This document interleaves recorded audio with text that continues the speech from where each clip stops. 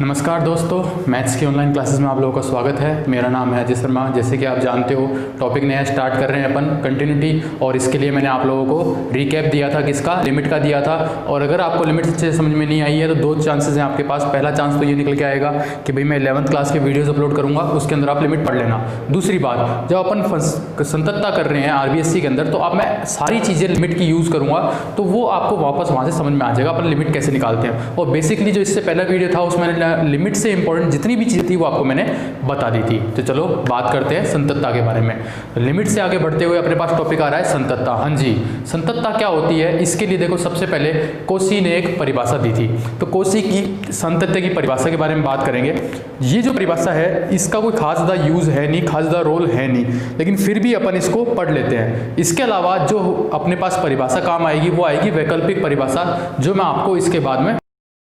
कोशी की सांतत्य की परिभाषा क्या होती है, सुनो ध्यान से, कि मान लो एक फंक्शन क्या है, कोई फंक्शन f(x) है, उसके प्रांत, उसका प्रांत कि किसी फंक्शन f(x) के प्रांत d पर x बराबर संतत होगा। x बराबर a पर ये फलन क्या होगा, संतत होगा। कब? जब इस प्रांत के अंदर कोई छोटी से छोटी, अपने मन से मानी हुई कोई संख्या है, छोटी से छोटी कोई धनात्मक संख्या है, कोई छोटी से छोटी धनात्मक संख्या है एप्सिलॉन। क्या है धनात्मक संख्या? एप्सिलॉन।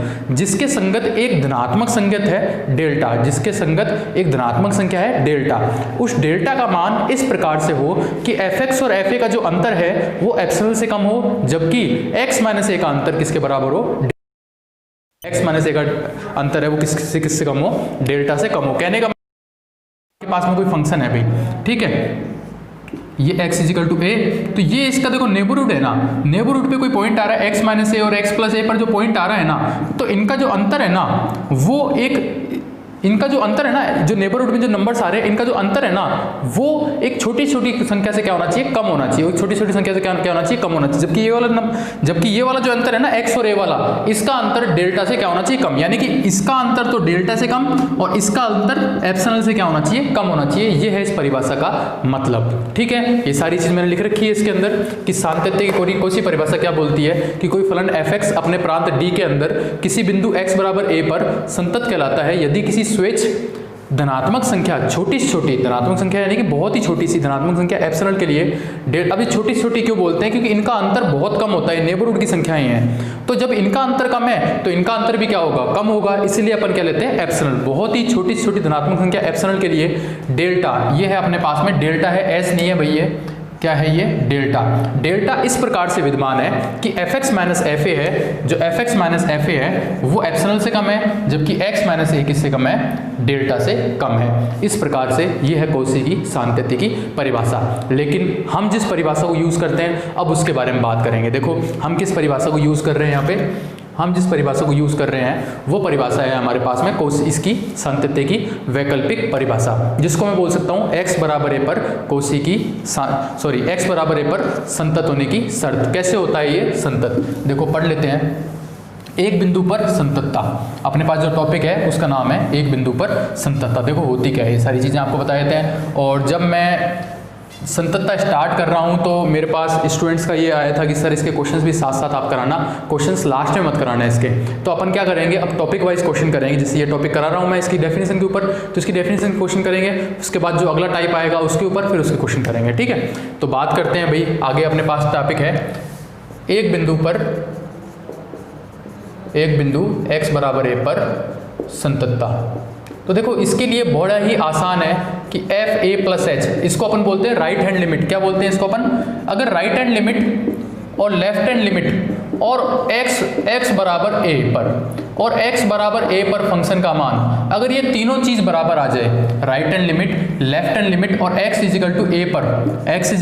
पर यानी कि जिस पर मेरे को चाहिए उस पर, अगर इन तीनों का मान, फंक्शन का मान बराबर आ जाए तो x बराबर a पर वो फंक्शन क्या होगा, वो फलन क्या होगा, संतत होगा। तो देखो वही बात जब मैं आपको बता रहा था कि भाई मैं लिमिट के बारे में क्यों बात कर रहा था, क्योंकि ये इतना काम तो आपने लिमिट के अंदर किया ही है, सिर्फ एक छोटा सा काम और इसके अंदर बढ़ गया है। तो इतना काम तो अपन ने किया ही है लिमिट के अंदर, तो अपने लिए क्या है, ये ईजी है। ये क्या है, ये अपने लिए ईजी क्वेश्चन ले लेते हैं। मान लो एक क्वेश्चन है f(x) = x - 1 + x।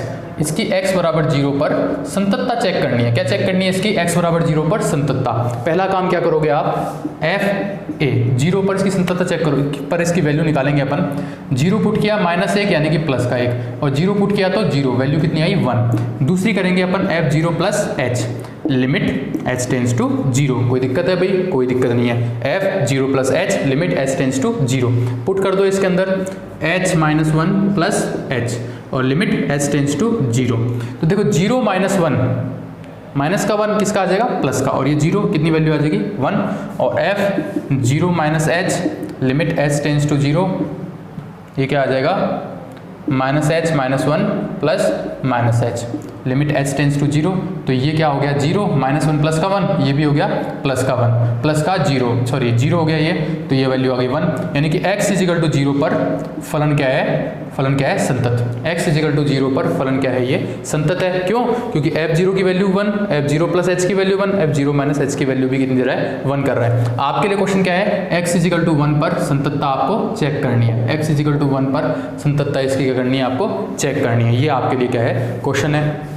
ठीक है, तो ये हो गया एक बिंदु पर संतत होने की परिभाषा, एक बिंदु पर संतत होने की परिभाषा। अब बात करते हैं अपन अंतराल के बारे में, कि अगर एक बिंदु पर दे तो देखो इजीली निकाल सकते हैं। अब जब अपन अंतराल की बात करें तो कैसे निकालेंगे? तो देखो इसमें दो बातें निकल के आती हैं। पहले तो क्या बात निकल के आती है कि भाई वो अंतराल किस प्रकार से है, कि समवर्त अंतराल है या विवर्त अंतराल है। आप अच्छे से जानते हो समवर्त और विवर्त अंतराल को। तो अपन बात करेंगे सबसे पहले कौन से अंतराल के बारे में? इस विवर्त अंतराल के बारे में बात कर लेते हैं अपन, फिर समवर्त के बारे में बात करेंगे। देखो ठीक है, तो अपने पास क्वेश्चन क्या आ गया? ए बी में संततता, ए बी में संततता, इसके अंदर चेक करेंगे। आप जानते हो इसमें बाउंड्री की वैल्यू यूज नहीं होती, तो इसमें संतत होने के लिए पूरे अंतराल के प्रत्येक बिंदु पर संतत होना आवश्यक है। अगर ऐसा होना तो इस पूरे अंतराल, जो आपको अंतराल दिया हुआ है, मान लो आपको अंतराल दे दिया 2 4 5, तो इस पूरे अंतराल के अंदर इसका संतत होना आवश्यक है। कब? जब अंतराल आपको ये दिया हो। इस अंतराल में क्या क्या आएगा? 3 और 4, तो 3 और 4 पे आपको चेक करना पड़ेगा कि ये संतत है या नहीं है, कोई भी फंक्शन। तो पूरे अंतराल के अंदर आपको उसकी संततता चेक करनी जरूरी है, तभी आपको मालूम पड़ेगा कि भाई वो संतत है या नहीं है, या फिर वो संतत है या नहीं है, इस टाइप से। लेकिन अगर क्वेश्चन ऐसे आ जाए, इसको अपन बोलते हैं ओपन, ठीक है, में संततता, तो देखो होता क्या है इसके अंदर। इसमें चेक करते हैं तो इसमें भी यही काम होगा, लेकिन एक इंक्लूड हो जाएगा। इसमें क्या करेंगे? इसके ऊपर तो आपको राइट हैंड लिमिट चेक करनी पड़ेगी, और इसके ऊपर आपको लेफ्ट हैंड लिमिट चेक करनी पड़ेगी। यानी कि a माइनस एच पर, a माइनस एच पर, और b plus b minus a plus H संततता। इस पर तो दाईं संततता, ए पर तो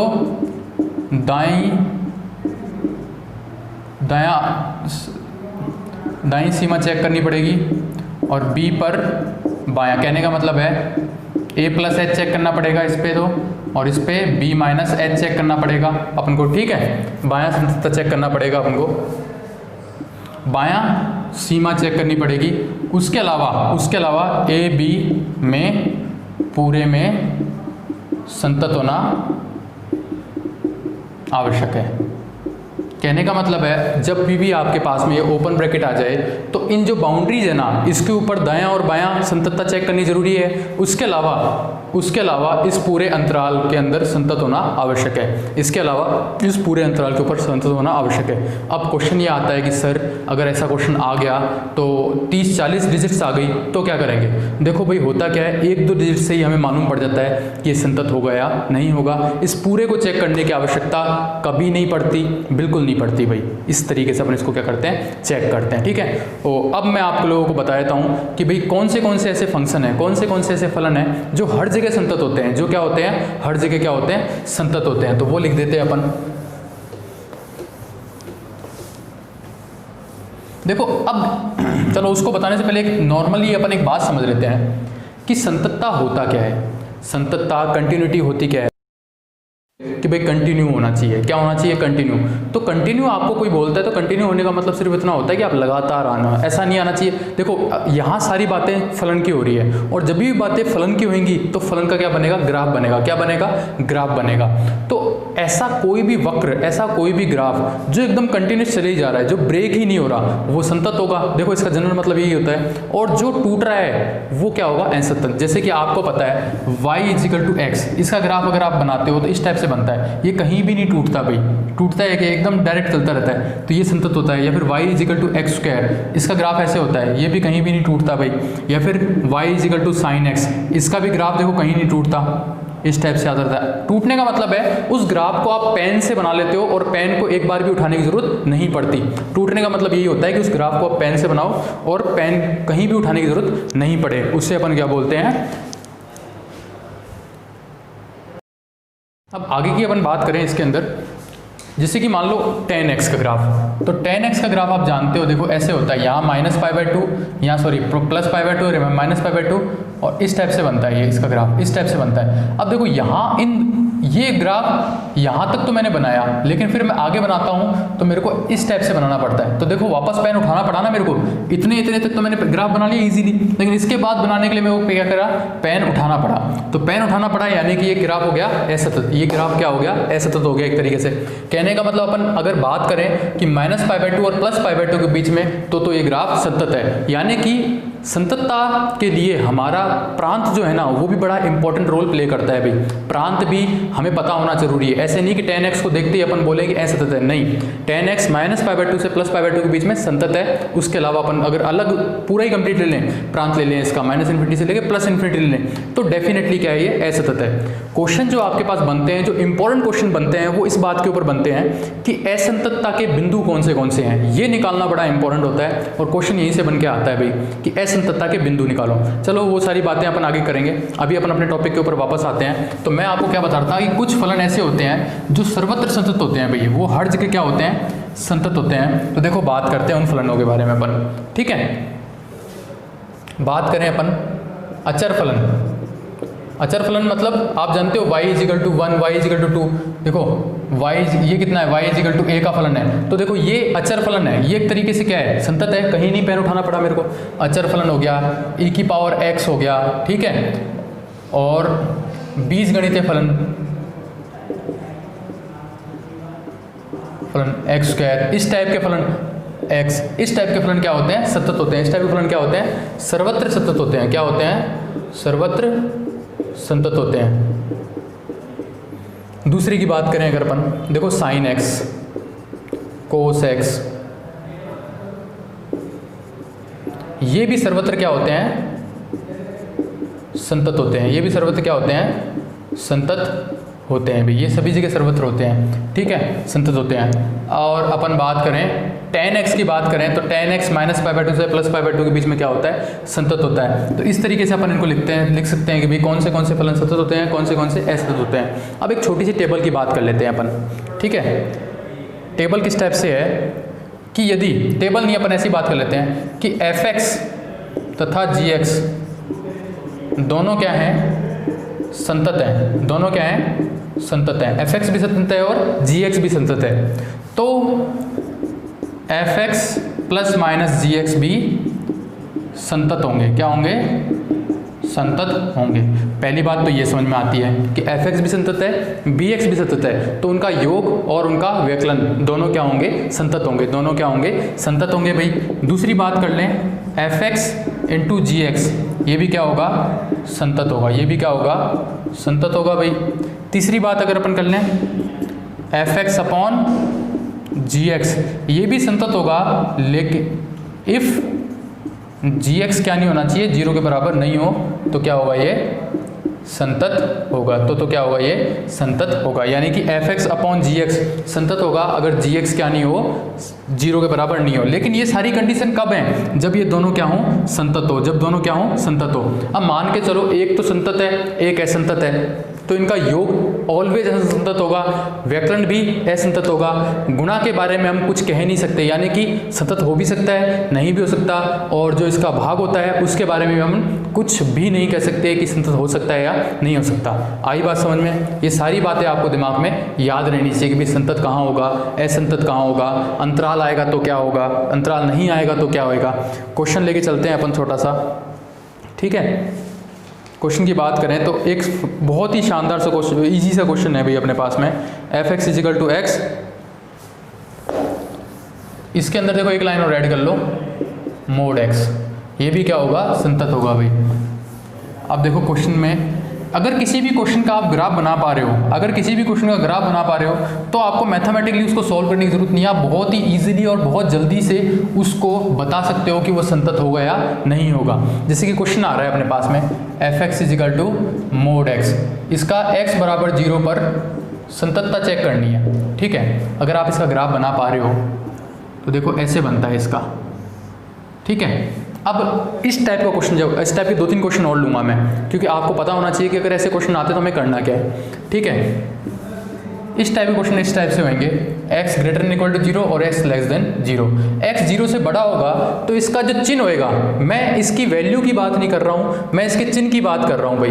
x की वैल्यू अगर 0 से बड़ी है तो इसका चिन्ह होगा प्लस का, x की वैल्यू 0 से छोटी है तो इसका चिन्ह होगा माइनस का। अब मैं बात करूँ 0 + h पे, 0 + h यहाँ पर जाएगा भाई, यानी कि 0 से बड़ी वैल्यू, 0 से बड़ी वैल्यू ये देगा, तो 0 से बड़ी वैल्यू आ गई h, और limit h tends to 0, value क्या आ जाएगी 0। और 0 - h पे वैल्यू कौन देगा, ये देगा -h, जिसकी वैल्यू भी क्या हो जाएगी 0, और f0 पर भी वैल्यू क्या देगा 0 देगा। तो इस तरीके से फलन क्या हो गया, ये संतत हो गया। इस तरीके से फलन क्या हो गया, संतत हो गया। क्वेश्चन ले लेते हैं एक अच्छा, f(x) x² + 3 x > 2 और 6x <2। ये आ रहा है अभी क्वेश्चन अपने पास में, ठीक है। x <2 सॉरी उल्टा बना दिया मैंने, <= 2 और <2। <= 2 का मतलब x की वैल्यू 2 से छोटी है, और ग्रेटर का मतलब है x की वैल्यू 2 से बड़ी है।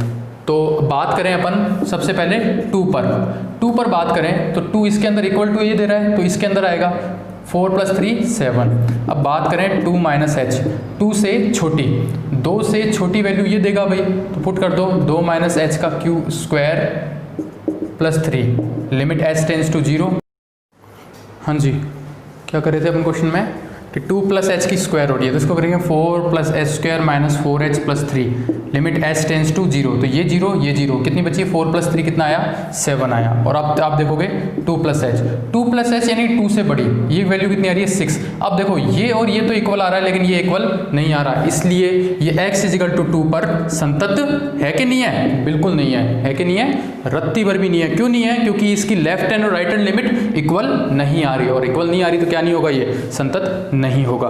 क्वेश्चन है देखो एक बड़ा अच्छा सा, इस टाइप के क्वेश्चन को, इस टाइप के अगर आपके पास क्वेश्चन आते हैं ना, तो देखो किसी भी क्वेश्चन को, बात जरूरी नहीं है संतत की, इस दुनिया का कोई भी क्वेश्चन हो, पहले उसको डिफाइन करना बहुत ज़रूरी है। उसको डायरेक्टली सॉल्व करने से पहले उसको डिफाइन करना ज़रूरी है। जब तक वो डिफाइन नहीं होगा हम उसको सॉल्व नहीं कर सकते किसी भी कीमत पे। और ये बात मैं आपको प्रूफ करके दिखाऊंगा जब हम लोग क्वेश्चंस कौन से वाले करेंगे, क्वाड्रेटिक इक्वेशन क्वेश्चन करेंगे, या बाइनोमियल के करेंगे, या फिर करेंगे क्वेश्चन अपने जो क्या नाम है अपने पास में एक प्रोग्रेशन है ना, प्रोग्रेशन वाले में। क्यों करेंगे, क्योंकि वहाँ उसको डिफाइन करना जरूरी है, डायरेक्टली सवाल को देखते ही अपन सॉल्व नहीं कर सकते भाई।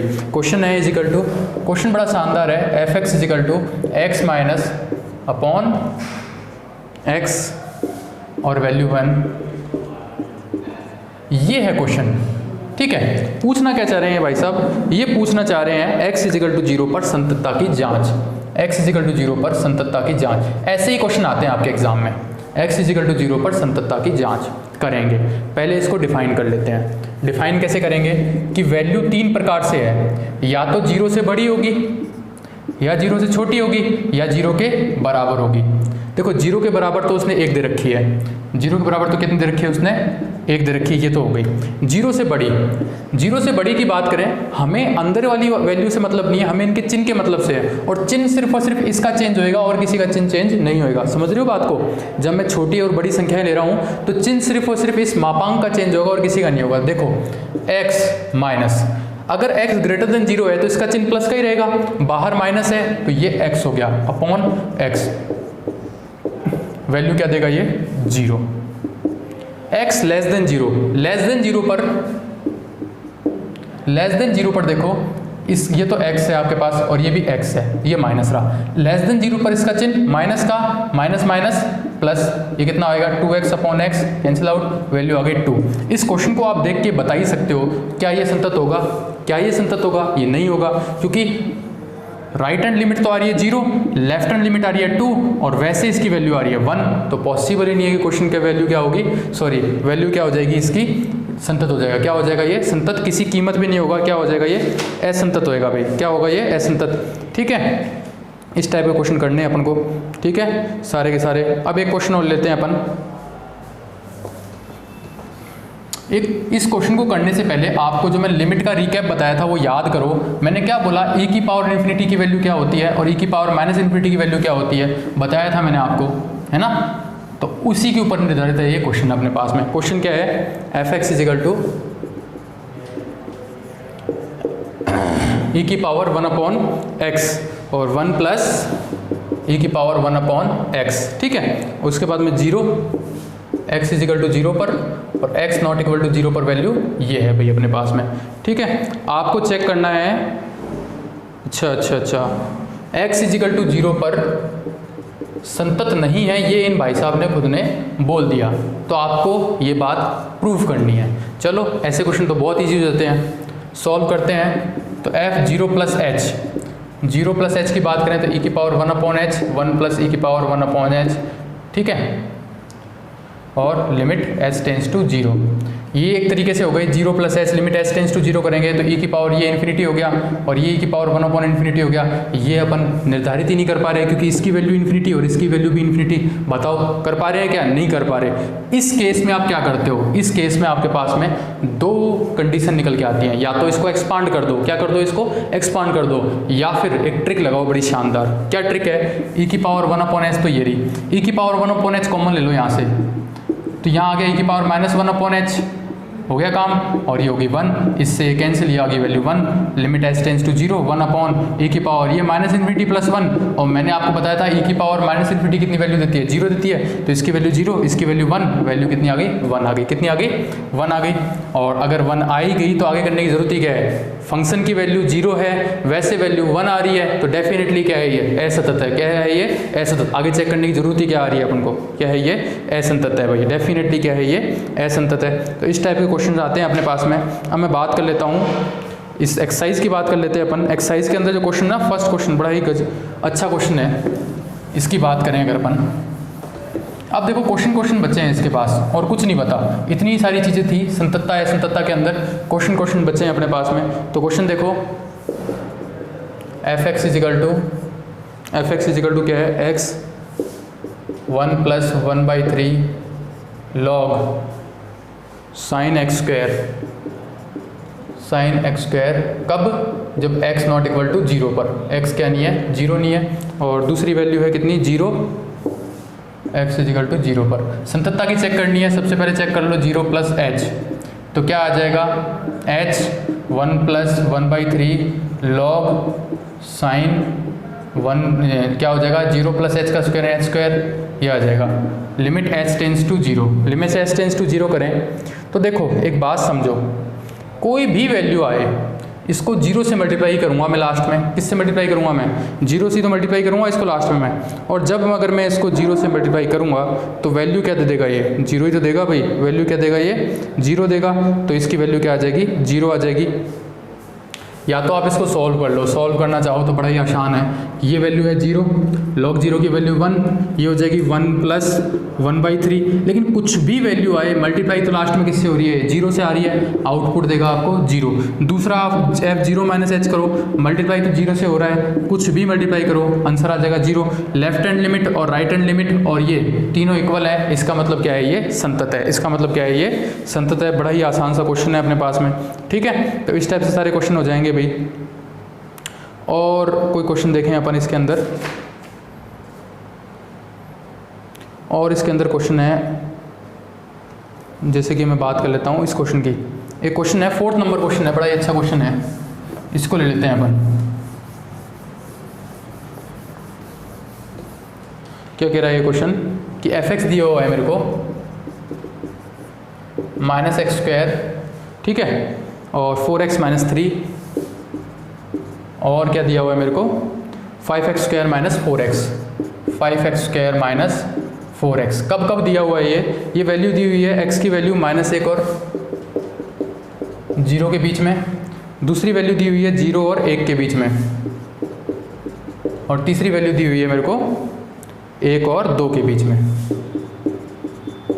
ठीक है। इस टाइप से डिफाइन किया हुआ है फंक्शन।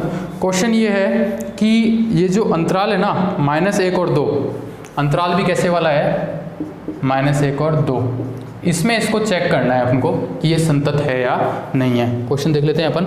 हाँ, इसमें इसको चेक करना है कि ये संतत है या नहीं है, ठीक है। इसकी संततता की क्या करनी है, जांच करनी है। तो -1 और 2 के बीच में वैल्यू आ रही है 0 और 1 की, 0 और 1 की आ रही है। देखो मैंने जब बताया था आपको तो ये बताया था कि इस पर भी चेक करनी है आपको, इस पे भी चेक करनी है, और इसके अंदर जो भी आ रहा है उस पे चेक करनी है। आप क्या करो, x = जो इसके बीच में आ रहा है 1 और x = 0 आ रहा है, इस पे इसकी क्या चेक कर लो, संततता चेक कर लो। ये एक तरीके से आपका क्या क्वेश्चन हो गया, बाउंड्री वाला क्वेश्चन हो गया भाई। तो चेक करते हैं x = 0 पर, x = 0 पर चेक करेंगे। आ जाओ, x = 0 पर चेक करें तो f0 की वैल्यू कितनी है मेरे पास में, इक्वल टू ये आना चाहिए। देख लेते हैं क्वेश्चन में इक्वल टू 0 वाला कौन सा है, हाँ ये रहा, ये है इक्वल टू 0। तो इक्वल टू 0 पर इसकी वैल्यू 0 पुट की, ये 0, f0 + h यानी कि 0 से बड़ा,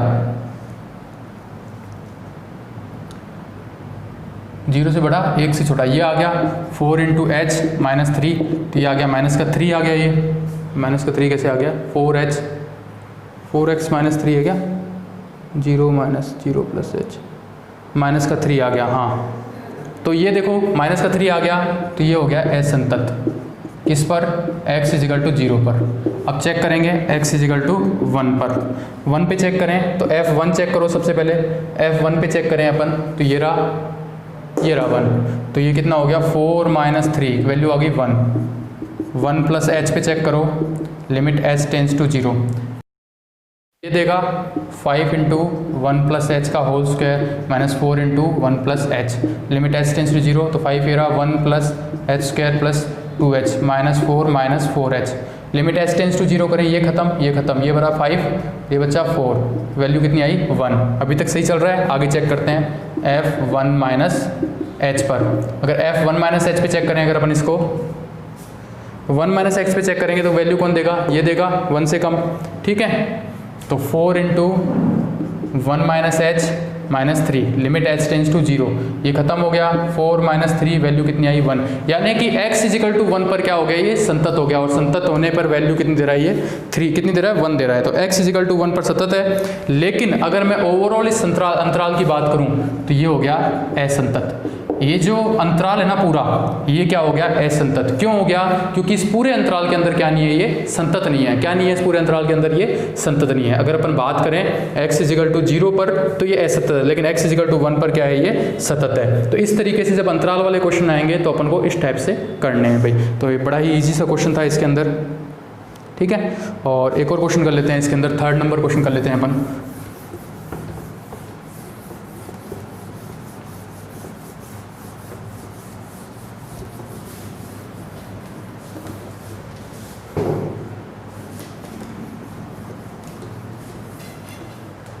क्वेश्चन क्या बोल रहा है, f(x =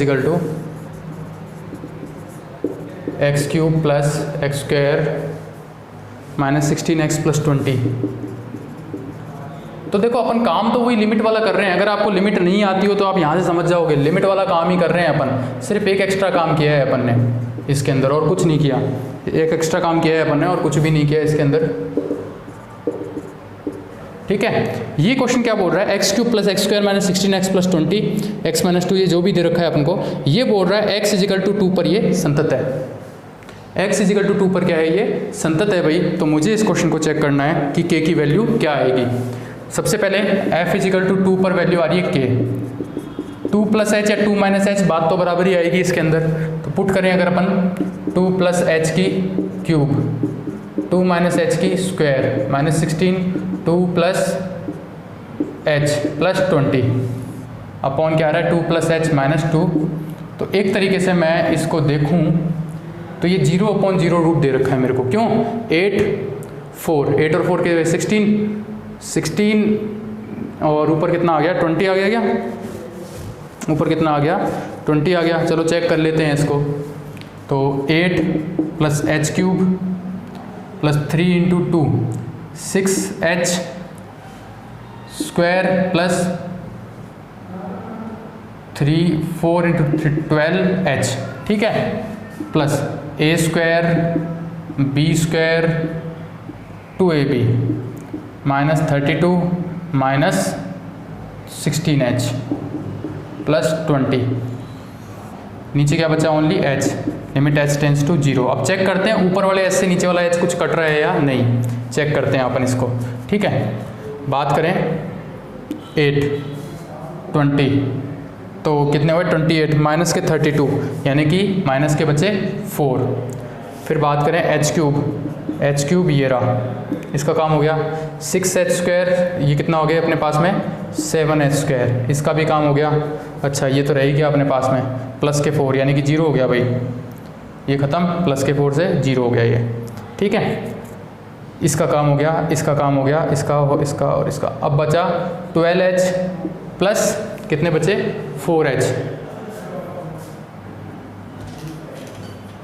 देखो 8 और 4 12 और 20 32, तो ये कैंसिल, ये कैंसिल, ये कैंसिल, ये कैंसिल। एच क्यूब वहीं के वहीं है अपने पास में, 6h स्क्वायर ये हो गए 7h स्क्वायर वहीं के वहीं है अपने पास में। ठीक है, 12 और 4 16 प्लस के 16 और माइनस के 16 कैंसिल आउट, ये हो गया, ये हो गया, ये हो गया, ये हो गया,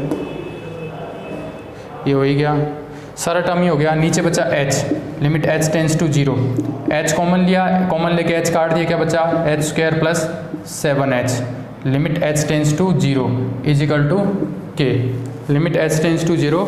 अच्छा नीचे स्क्वायर था भाई, ये स्क्वायर था इसके पास में, क्वेश्चन के अंदर क्या था, ये स्क्वायर था, ये भी स्क्वायर था, ये भी स्क्वायर था, ये भी स्क्वायर था। स्क्वायर था तो स्क्वायर ही कॉमन लो, क्या बचेगा h plus 7 upon h square से h स्क्वायर कैंसिल। अब लिमिट h टेंस टू 0 करोगे तो यहाँ बचेगा 7 बराबर k की वैल्यू कितनी आ गई अपने पास में 7। इस टाइप से आपके क्वेश्चंस होंगे। क्वेश्चंस करना 12th RBSc, कोई दिक्कत हो तो पूछना। Thank you class. और भी कोई दिक्कतें आएंगी आगे, कंटिन्यूटी का चैप्टर अपन ख़त्म नहीं करेंगे, कुछ क्वेश्चंस मैं और लेके आऊँगा, अच्छे टफ वाले क्वेश्चंस अपन उसको करेंगे। Thank you class.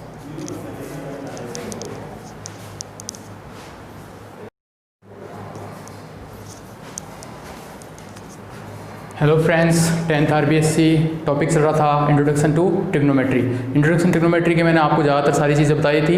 अब करेंगे आज उसके क्वेश्चंस, आपकी पहली एक्सरसाइज के बारे में। देखो क्वेश्चन क्या चल रहा था अपने पास में, बात कर लेते हैं अपन। इंट्रोडक्शन, टॉपिक का नाम है इंट्रोडक्शन ऑफ ट्रिग्नोमेट्री। पहला क्वेश्चन देखो, इसमें क्वेश्चंस बड़े इजी आ रहे हैं भैया आपके पास में, क्वेश्चन बहुत ही टफ नहीं है। क्वेश्चन देखो क्या आ रहा है इसके अंदर आपके पास में, क्वेश्चन आ रहा है जैसे कि क्वेश्चन बात करें कि एक ट्राइंगल है, एक है ट्राइंगल ABC, राइट एंगल्ड है B पर। सबसे पहले बना लो एक ट्राइंगल बना लो, ठीक है, ये B पर ट्राइंगल है, इसको A ले लो, इसको C ले लो। किस प्रकार से है अपने पास में कि AB 24 है, AB 24 दिया हुआ है आपको, और क्या दिया हुआ है BC दिया हुआ है आपको 7। फाइंड करना है आपको साइन A और सेक A। क्या फाइंड करना है आपको, साइन A और सेक ए फाइंड करना है। चलो भाई सारा काम कर लेंगे, लेकिन सबसे पहले ट्राइंगल्स की सभी जो अपनी साइड्स हैं वो पता करना जरूरी है, और इसके लिए कौन सी यूज़ होगी, पाइथागोरस थ्योरम। तो क्या बोलती है पाइथागोरस थ्योरम, क्या बोलती है, देखो आप जानते हो अच्छे से, ये हो गया बेस, ये हो गया परपेंडिकुलर, ये क्या हो गया हाइपोटेनस। हाइपोटेनस आपको नहीं पता तो क्या निकालेंगे, hypotenuse is equal to base square plus perpendicular square, यानी कि 49 प्लस 476, इनको ऐड करोगे 6 to 5 बनेगा, ये कितना निकलेगा 25। तो ये वैल्यू आ गई आपके पास में 25। कितनी आ गई वैल्यू 25। पूछा क्या है आपसे, साइन ए। अगर एंगल ये है तो ये क्या बन गया आपका परपेंडिकुलर, ये क्या बन गया आपका परपेंडिकुलर, और ये क्या बन गया आपका बेस। ठीक है, आपको चाहिए साइन ए। फॉर्मूला क्या बताया था, P B P H H B. Sine की बात करें तो परपेंडिकुलर अपॉन हाइपोटेनस, यानी कि 7/25। बात करें सेक ए की, किसकी बात कर रहे हैं अपन, सेक ए की बात कर रहे हैं। तो सेक ए कैसे निकल के आएगा, सेक ए क्या होता है, कोस का उल्टा। ये है रहा अपने पास कोस, तो कोस का उल्टा क्या होएगा, h/b। हाइपोटेनस कितना है 25, बेस कितना है अपने पास में 24। देखो कितनी आसान क्वेश्चन है, निकाल सकते हैं आप इजीली, कोई दिक्कत वाली बात नहीं है। और क्वेश्चन ले लेते हैं। एक और क्वेश्चन है अपने पास में कि एक ट्राइंगल दिया हुआ है मेरे को, एग्जाम इस क्वेश्चन के अंदर ही दिया हुआ है, हमको ट्राइंगल दिया हुआ है, और उस ट्राइंगल के लिए इस टाइप से एक ट्राइंगल दिया हुआ है आपको। ठीक है, यहाँ है Q, यहाँ R, यहाँ P, आपने इसको 12 ले रखा है, आपने इसको 13 ले रखा है, ये फाइंड करना है। तो ये कितना हो जाएगा 169 - 1424, ये कितना आया 5, ये कितना आया 2, ये कितना आया 5। तो ये वैल्यू कितनी आ जाएगी आपकी 5। पाइथागोरस थ्योरम में तो आपको कोई प्रॉब्लम है नहीं भाई, अगर है तो आप मेरे को बता देना, क्यों, क्योंकि वो बतानी आपको बहुत ज़रूरी है। ठीक है, अब तो क्वेश्चन क्या है, देखो क्वेश्चन बड़ा ही शानदार है। इसके अंदर tan p - cot r, tan p - cot r ये फाइंड करना है आपको। तो अगर ये p एंगल है तो ये बन गया परपेंडिकुलर, ये बन गया बेस, ये बन गया हाइपोटेनस। समझ में आ रही है बात। और tan p फॉर्मूला लिख लो, P B P H H B. तो ये हो गया आपके पास परपेंडिकुलर अपॉन बेस। तो परपेंडिकुलर कौन हो गया, अगर एंगल ये है तो ये परपेंडिकुलर हुआ, तो ये परपेंडिकुलर अपॉन बेस कितना हुआ 12। तो कितना हो गया 5 - 12 माइनस। अब एंगल क्या ले रहा हूँ मैं, आर, एंगल आर ले रहा हूँ। तो अब मेरा एंगल बन जाएगा ये आर, तो इसको बना देंगे अपन परपेंडिकुलर, इसको बना देंगे बेस, कोट आर। कोट इसका उल्टा होता है बेस अपॉन परपेंडिकुलर। बेस कितना है 5, परपेंडिकुलर कितना है 12, तो ये हो जाएगा 5/12। सेम माइनस सेम, वैल्यू कितनी आ जाएगी आपकी 0, वैल्यू कितनी आ जाएगी आपके पास 0। तो बड़ा ही ईजी क्वेश्चन है। ऐसे ही और अगला क्वेश्चन करते हैं अपन। 2 क्वेश्चन हो गए आपके अच्छे से भाई, और अगला क्वेश्चन करते हैं। इस एक्सरसाइज में आपको कोई दिक्कत नहीं आएगी। देखो सबसे इजी एक्सरसाइज उठाई है अपन ने करने के लिए, सबसे पहले जो एक्सरसाइज उठाई है, सबसे इजी एक्सरसाइज उठाई है भाई अपन ने करने के लिए। तो आगे वाली क्वेश्चन क्या है अपने पास में कि इफ़ साइन ए बराबर कितना दिया हुआ है मेरे को 3/4। ठीक है, तो फाइंड करना है मेरे को कोस ए और tan ए। कोस ए और क्या फाइंड करना है tan ए। साइन ए यानी कि P B P H H B. अगर मैं ऐसे बनाऊँ, ठीक है, तो एंगल ले रखा है मैंने ए, ये बी, ये सी, ये एंगल हो गया, एंगल के सामने परपेंडिकुलर, ये बेस और ये हाइपोटेनस। बात करें अगर अपन, तो ये 3/4 का मतलब है पी दिया हुआ है मेरे को 3 और हाइपोटेनस दिया हुआ है मेरे को 4।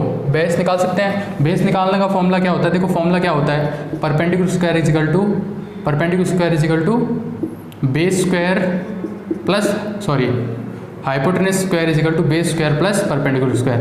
हाइपोटेनस कितना है 16, बेस कितना है, बेस नहीं है, और परपेंडिकुलर कितना है 9 इधर भेजेंगे तो 16 - 9 is equal to base square, square हटाएंगे तो क्या लग जाएगा √ 16 में से 9 गए तो कितने बचे 7 बचेगा। तो √ का कितना आ गया 7, ये आ गया आपके पास में √ का 7। तो आपको पूछा है उसने कोस ए। कोस ए क्या होता है भाई, बेस अपॉन हाइपोटेनस।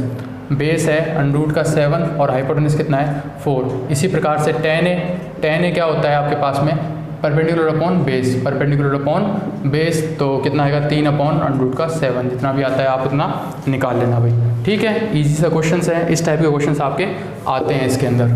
और बात करते हैं क्वेश्चन के बारे में भाई, और क्वेश्चन किस किस तरीके के आते हैं। 10th क्लास, बड़ा ही ईजी क्वेश्चन है भाई आपके पास में। अब एक क्वेश्चन है आपके पास में बड़ा ही 15 cot A is equal to 8।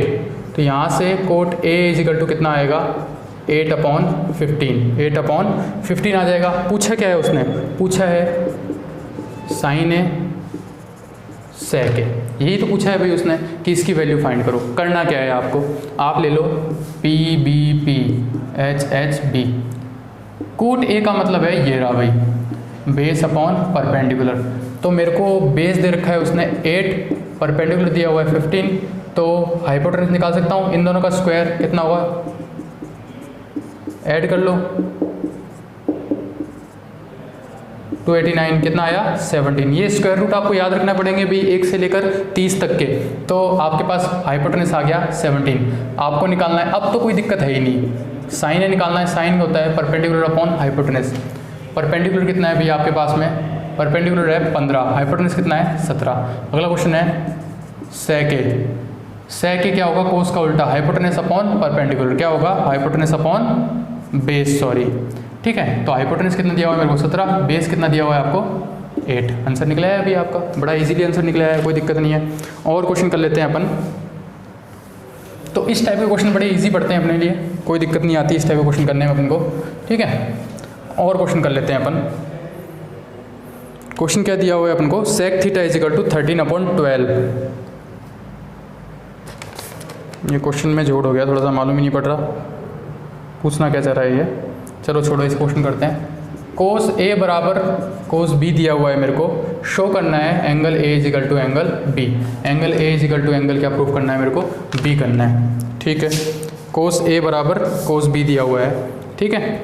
तो एक तरीके से देखा जाए तो अपन इसको कैसे कर सकते हैं,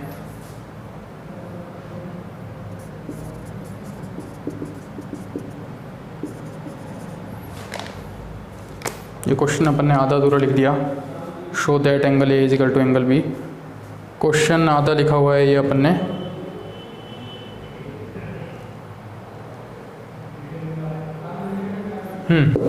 क्वेश्चन ये है भाई, क्वेश्चन ये नहीं है, क्वेश्चन ये है cot theta is equal to 7/8। Find करना है 1 plus sine theta 1 minus sine theta upon 1 plus cos theta और 1 माइनस कॉस थीटा। इसकी वैल्यू फाइंड करनी है। चलो कर लेंगे इसकी वैल्यू फाइंड। आपको लेकिन ये पता होना चाहिए कि मेरे को दिया हुआ क्या है, ठीक है। कॉट थीटा का मतलब मेरे को दिया हुआ है बेस और परपेंडिकुलर। तो बेस हो गया मेरे पास 7, परपेंडिकुलर हो गया मेरे पास में 8। तो हाइपोटेनस कितना निकलेगा 64 प्लस 49 कितना निकल के आएगा, 9 और 4 13, 11 ये निकल जाएगा अपने पास में। इससे आप साइन थीटा निकाल सकते हो, इससे आप कॉस थीटा निकाल सकते हो। पुट करो आपकी वैल्यू आ जाएगी, पुट करते ही आपकी क्या आ जाएगी, वैल्यू आ जाएगी। ऐसी सेम यही क्वेश्चन ऐसे है कि 3 cot A is equal to 4। तो यहाँ से cot A is equal to क्या आ जाएगा 4/3। 4/3 का मतलब अब कोट क्या होता है, ये परपेंडिकुलर ये बेस, तो आपके पास हाइपोटेनस कितना आएगा 16 प्लस 9 के अंडरूट यानी कि 5। तो आपके पास हाइपोटेनस आ गया 5। अब आपको करना क्या है, 1 माइनस 10 स्क्वायर है और 1 प्लस 10 स्क्वायर है। तो 1 माइनस 10 स्क्वायर है, तो 1 माइनस 10 की वैल्यू कोट की उल्टी कितनी हो जाएगी 9/16 और 1 प्लस 9/16 ये हो जाएगा 16 माइनस 9, 16 कैंसिल हो जाएगा, ये हो जाएगा 16 प्लस 9। 16 माइनस 9 कितने आए 7/25। ये आपका क्या आ जाएगा, आंसर आ जाएगा इस तरीके से। बड़े ही ईजी क्वेश्चन है भाई, इसके अंदर और कुछ भी नहीं है, ठीक है। और इसके बराबर प्रूफ करना है कोस स्क्वायर ए, अच्छा सॉरी इसके बराबर प्रूफ करना था कोस स्क्वायर ए माइनस साइन स्क्वायर ए। तो आप कोस ए और साइन ए की वैल्यू निकालो, इसके अंदर पुट करो, सेम टू सेम यही वैल्यू देगा भाई आपको, कोई दिक्कत वाली बात नहीं है। अब देखो अगली एक्सरसाइज देखो भाई, इस एक्सरसाइज के सारे क्वेश्चन हो गए। अगली एक्सरसाइज देखो भाई अपने पास में, अगली एक्सरसाइज क्या बोलती है अपन को, क्वेश्चन ये बोल रहा है, देखो बड़ा ही ईजी है, जो मैंने आपको टेबल करनी सिखाई थी ना वही है, साइन 60 कोस 30 प्लस साइन 30 कोस 60, इसकी वैल्यू निकालनी है। तो साइन 60 की वैल्यू आप चेक करोगे √3/2, कोस 30 की वैल्यू भी चेक करोगे √3/2, साइन 30 की वैल्यू पुट करोगे 1/2, इसकी वैल्यू 1/2, √3 × √3 कितने हो जाएगा 3 4, ये हो जाएगा 1/4, ये हो जाएगा वैल्यू कितनी दे देगा आपको ये 1, वैल्यू कितनी दे देगा 1। इसी टाइप से दूसरा क्वेश्चन है 2 tan square 45 plus cos square 30 minus sine square 60, इसकी वैल्यू फाइंड करनी है। तो 2 tan 45 की वैल्यू होती है 1, स्क्वायर करेंगे तो वैल्यू आएगी 1, प्लस cos 30 की वैल्यू होती है 3/2 उसका भी हो रहा है स्क्वायर। साइन 60 की वैल्यू होती है √3/2 उसका भी स्क्वायर। सेम से सेम वैल्यू उड़ गई, क्या बचेगा ओनली 2। क्या वैल्यू बचेगी? ओनली 2 बचेगी। इसी प्रकार से क्वेश्चन है 5 cos square 60 + 4 sec square 30 - tan square 45 upon sine square 30 cos square 30। देखो 5 cos 60 की वैल्यू होती है 1/2 उसका हो रहा है स्क्वायर +4 sec 30 होती है cos 30 का उल्टा, यानी कि 2 अपॉन √3 का होल स्क्वायर -1 अपॉन साइन 30 की वैल्यू होती है अपने पास में √3/2 सॉरी 1/2 यानी कि 1/4 और cos 30 की वैल्यू होती है √3/2 यानी कि 3/4। ये होगी 5/4, ये होगी 4 × 4/3 -1, ये वैल्यू आ गई 1। इसको आप सॉल्व कर लो, इसको सॉल्व करना आता ही है आपको अच्छे से, इसको सॉल्व कर लो आपका आंसर आ जाएगा। क्वेश्चन दे रखा है आपको tan a + b = √3। ये भी क्वेश्चन अच्छा है भाई इसके अंदर।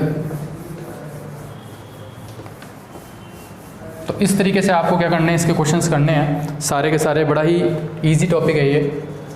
tan a + b = √3, tan a - b = 1/√3। ठीक है, √3 का मतलब होता है tan 60 और 1/√3 का मतलब होता है tan 30। tan से tan कैंसिल करें तो a + b बराबर बचेगा 60 और a - b बराबर बचेगा 30। सॉल्व करें तो 2a = 90 तो a = 45। a की वैल्यू 45 आ गई, ये a की वैल्यू यहाँ पुट करो 45 + b = 60 तो b = 60 - 45 यानी कि 15 डिग्री। ये निकाल दिया अपन ने a की वैल्यू b की वैल्यू। तो भाई इसके जितने भी क्वेश्चन है सारे करो और जो डाउट हैं वो डाउट पूछो। 10th RBSC सॉरी CBSC आपकी 2 एक्सरसाइजेस मैंने अभी के अभी सॉल्व करके बताई हैं। अगर थोड़ा सा फास्ट हुआ हो तो वीडियो को आप वापस देख लेना। ठीक है, थैंक यू क्लास।